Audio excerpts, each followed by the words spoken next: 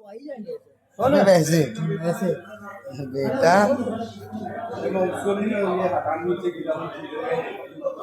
दीपक sir विकास भाई जाओ खड़े हो सिंगल पुल है। अरे जा यार योगी सर योगी भाई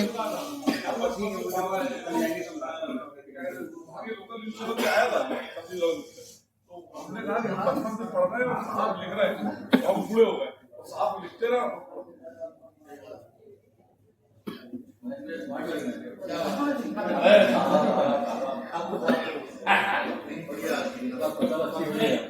पिछली बार के मुकाबले आप जाने लगा पहले ये मेरे बारे में बोल रहे थे आप भी जा रहे एक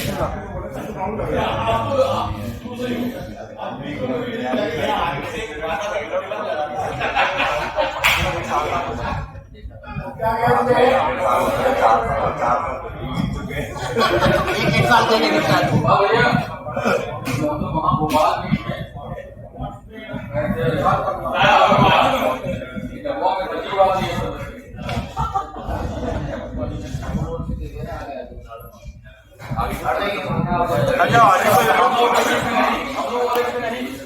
कोई और इनका पसंद था कि कोई इतना इंसिस्ट करके उसके बाद उसका होना भी क्या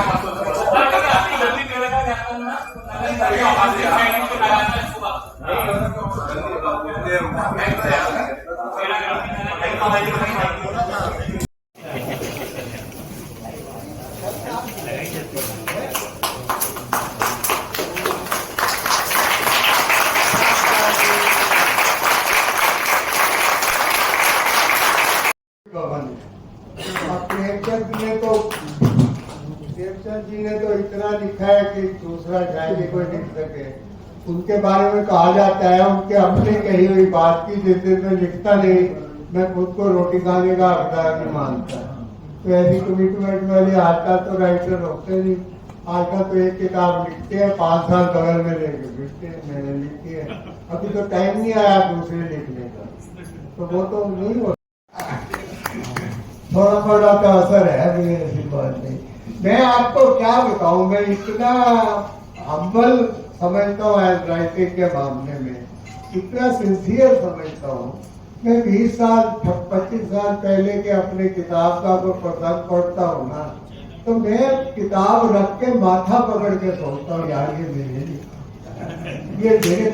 मेरे को सूझा था, मेरी कब को औकात हो गई ऐसी बातें लिखने की। ये राइटर अपने बारे में अपने बारे में सोच रहा है। राइटर तो प्रशंसा का भूखा है, दुनिया कहे आपने वाह वाह कर दी, कमाल कर, वो खुद ही कहने बैठ गया यार ये मैंने लिखा है, ये कैसे हो गया। ये तो करिश्मा है। विमल सीरीज में मैं अपने प्रीफेस में लिखता हूँ, भैया कोई अदृश्य शक्ति हेल्प करती है, ये तो मेरी तो समझ में नहीं आता कि ये 15,000 पेज की अविकल कथा है। ये 15,000 पेज की अविकल कथा, कोई ब्रेक नहीं है बीच में। कैसे हुआ, ऐसे हुआ।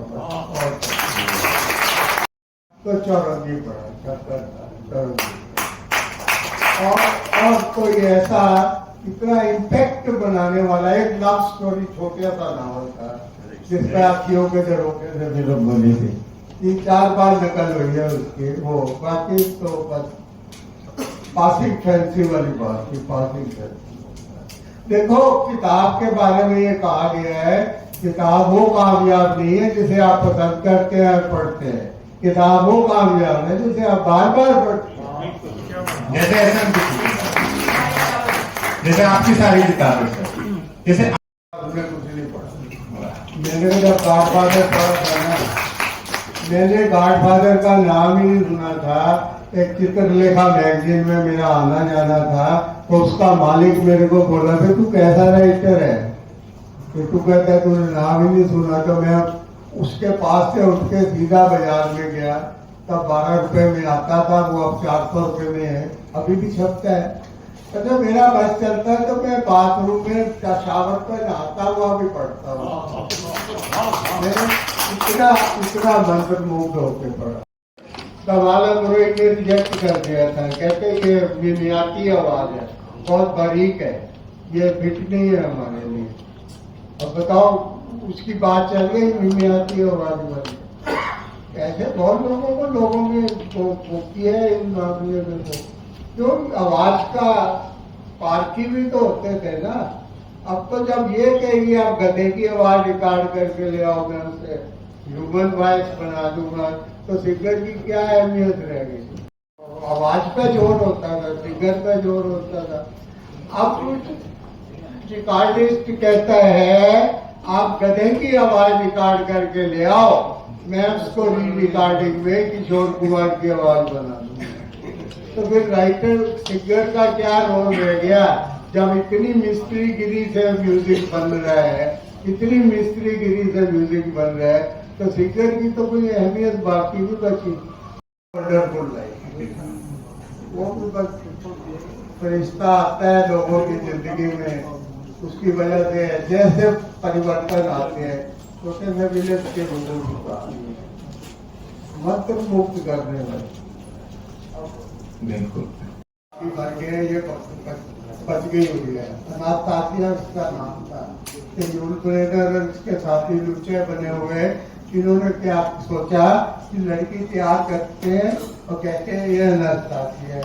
तो उन्होंने एक लड़की पकड़ के ट्रेनिंग देनी शुरू कर दी, ऐसे बोलने ये है, दो चार बातें जो उसको राज कराने की या मालूम थी वो उसको सिखा दी। उस कहानी में जो कर्तव्य था वो ये था कि जो लड़की उन्होंने कैजुअली पकड़ ली थी वही अनास्तासिया एक्चुअल थी, एक्चुअल वही थी। तो उन्होंने वो सिखा पढ़ा के उसको दादी जी के सामने पेश कर दिया। दादी कन्विंस नहीं थी, तो किस बात में कन्विंस हुई कि वो बिजली कड़कती थी बारिश में तो वो डर जाती थी। तो वो जवानी में भी बिजली कड़की तो वो दादी गोद में घुस गई। वो कहते मेरे को पोते में मिल गई, पोते में। लव स्टोरी थी, लव स्टोरी। हीरोइन के पास नहीं भटकाई, उसकी उंगली नहीं छुई, फिर भी डीप लव स्टोरी। आखिर में उसको 2 मिनट का मौका मिलता है कि वो शहजादी जो है ग्रीन रूम में है जाके मिल ले। दादी ने भेज दिया, घर में पार्टी हो रही है, ये भी पोती मिल रही, कुछ मेहमान आ रहे हैं। तो उसने मेड को बुला के पूछा ग्रीन रूम में कोई है? कोई मुस्कुराई, हो गया काम, लव स्टोरी भी हो गई। अब मेड पूछ रही है कि अब मेहमानों का क्या होगा? कहती है अभी 2 है ना उसकी पार्टी जो, तो ये लाकड़ी फेंक रहा था उसने। Very satiated grandmother who said I will go and announce the party. तीसरी जो है इसका जो प्लॉट है इतना जबरदस्त है कि इंग्लिश में ही 3 बार बन चुकी है। रेक्स हैरिसन भी बन चुके हैं, चाइनीज एक्टर हॉलीवुड के फिल्मों में आता है, वो बतरा यूरोपियन था। ये सियाम जब होता था ना वियतनाम, सियाम के राजा की कहानी है। वो अंग्रेजी सीखना चाहता था और उसने अमेरिका से एक टीचर बुलाई जो उसे आगे इंग्लिश सिखाए। तो वहाँ के तौर तरीके ऐसे थे कि आप राजा से ऊंचे नहीं हो सकते, ना खड़े होने में ना बैठने में। तो राजा इतना कमबख्त था, वो जान के फर्श पे बैठ जाता था और सिर भी नीचे कर लेता था कि वो टीचर को भी और नीचे। इस सिचुएशन में बड़ी अनोखी बातें निकलती थी। उसकी अंग्रेजी सुनने लायक थे, उसका रोल सुनने लायक थे।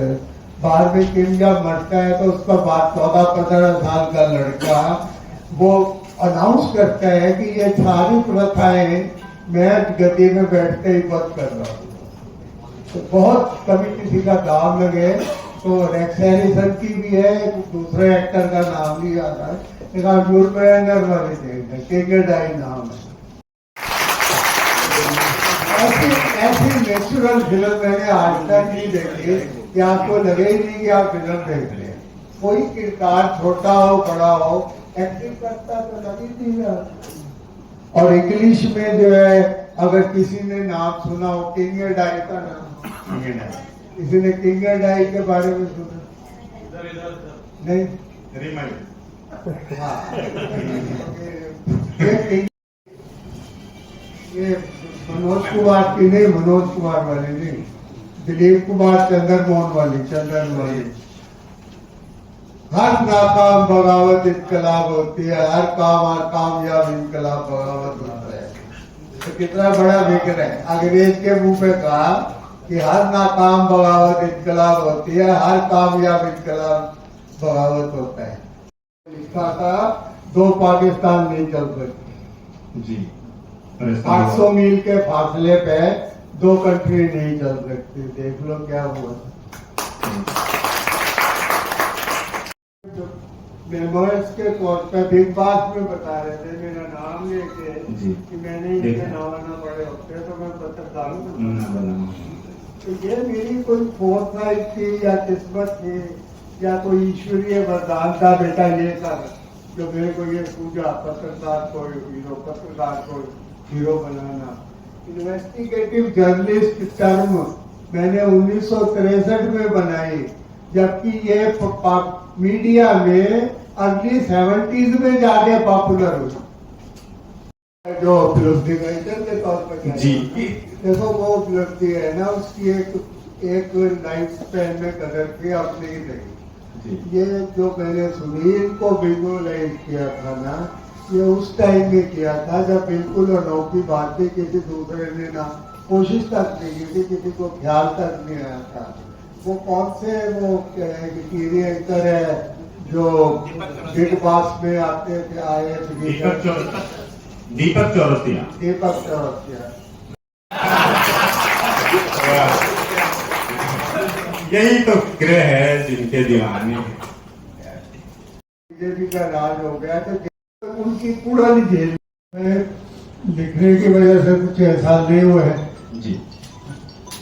जिन्होंने बाकी के 3 पार्ट पढ़े हैं वो गवाह इस बात के कि ये 2000 पेज में से 140 पेज तो मैंने 1400 पेज तो मैंने एक सिटिंग में लिख दिए थे।